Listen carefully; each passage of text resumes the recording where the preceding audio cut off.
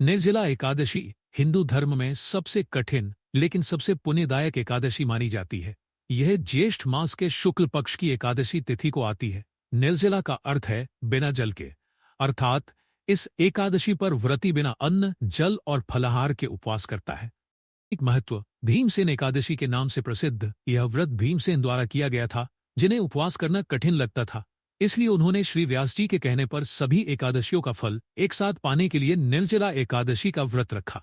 विष्णु भक्तों के लिए विशेष, इस दिन भगवान विष्णु की उपासना करने से समस्त पापों का नाश होता है और मोक्ष की प्राप्ति होती है।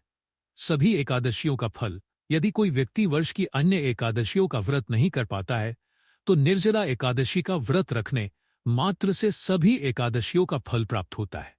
व्रत की विधि, पूर्व रात्रि भोजन त्याग, दशमी तिथि की रात को सात्विक भोजन कर व्रत का संकल्प लिया जाता है।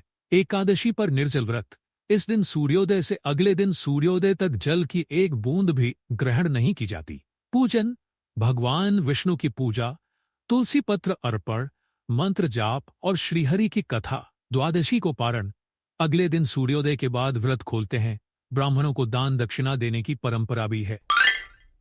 वैज्ञानिक दृष्टिकोण, ग्रीष्म ऋतु में यह उपवास शरीर को डिटॉक्स करने में सहायक होता है, पाचन तंत्र को विश्राम मिलता है और आत्म नियंत्रण की भावना बढ़ती है।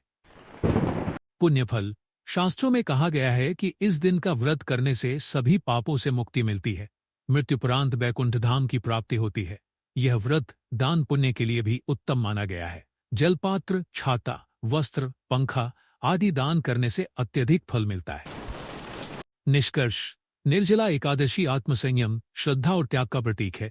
यह व्रत न केवल धार्मिक दृष्टि से बल्कि आत्मिक एवं शारीरिक स्वास्थ्य के लिए भी अत्यंत लाभकारी है।